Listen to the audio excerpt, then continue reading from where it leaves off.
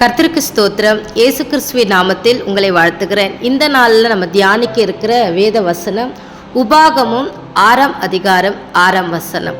ஒரு சின்ன கதையை நம்ம பார்க்கலாம்.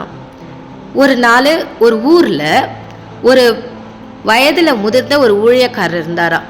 அவர் தன்னுடைய வாழ்நாள் முழுவதும் ஆண்டவருடைய வார்த்தையை மற்ற ஜனங்களுக்கு சொல்லிட்டு வந்தாராம்.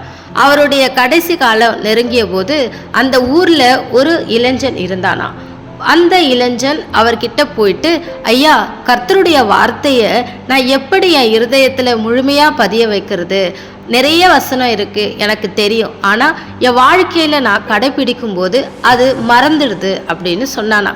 அப்போது அந்த பெரியவர் பதில் சொல்லாமல் ஒரு காலி, அதாவது ஒரு எம்டி பேப்பரில் பேனாவையும் அவங்கிட்ட கொடுத்து, நீ தினமும் வாசிக்கிற வசனத்தை இந்த காகிதத்தில் எழுதி உன் சட்டப்பையில் எப்போதுமே வச்சுக்கோ அப்படின்னு சொன்னாராம். சில வாரங்கள் கழிஞ்சு இளைஞன் மறுபடியும் வந்து காகிதம் கிழிஞ்சு போயிருந்துச்சான். அப்போது அந்த எழுத்துக்கள் எல்லாம் அழிந்து போயிருந்துச்சான். முதியவர் வந்து அவனை கூப்பிட்டு, இனி காகிதத்தை வைக்க வேண்டாம், நீ எங்கே போனாலும் உன் மனசில் நீ ஒருவருக்கு உதவி செய்யும் போது இது கர்த்தர் எனக்கு கட்டளையிட்ட அன்பு அப்படின்னு நீ நினச்சிக்கோ. உன் கோபம் வரும் பொழுது உன் கோபத்தை என்ன பண்ணு, அடக்கும் போது இது கர்த்தரின் வார்த்தை எனக்கு தரும் பொறுமை அப்படின்னு நினச்சிக்கோ. கர்த்தரின் வார்த்தையை நீ பண்ணுற செயல்களோடு இணைச்சிக்கோ அப்படின்னு சொல்லி கொடுத்தாராம். அந்த நாளில் இருந்து அந்த இளைஞன் வசனத்தை காகிதத்தில் தேடாம தான் செய்கிற ஒவ்வொரு செயலிலும் அந்த வசனம் இருக்கிறதா அப்படின்னு பார்க்க தொடங்கினானா. காலப்போக்கில் அவன் பேசுகிற ஒவ்வொரு வார்த்தையும் கர்த்தருடைய வார்த்தையாக மாறிச்சான். ஆமென், ஹல்லேலூயா. இந்த நாளில் கூட உபாகமம் 6ஆம் அதிகாரம் 6ஆம் வசனத்தை ஆண்டவர் சொல்கிறார் இல்லையா, நான் இன்று உனக்கு கட்டளையிடுகிற இந்த வார்த்தைகள் உன் இருதயத்தில் இருக்கணும் அப்படின்னு சொல்கிறார் இல்லையா. வசனத்தை ஒரு புத்தகத்தில் எழுதி வைக்கிறது அல்ல, அது நம்ம வாழ்க்கையில் ஒரு பகுதியாக மாறணும்னா நம்முடைய இருதயத்தில் வசனம் இருக்கணும். நான் வசனத்தை வாசிக்கும் பொழுது அது நம்ம இருதயத்தில் என்ன பண்ணுது அப்படின்னா சேருகிறது. ஆமென். ஒருவரை மன்னிக்கும் போதும் ஒருவருக்கு அன்பு காட்டும் போதும் அந்த வசனத்தை வந்து நம்ம நினைவு கூறும்போது அது இருதயத்தில் பதியுது.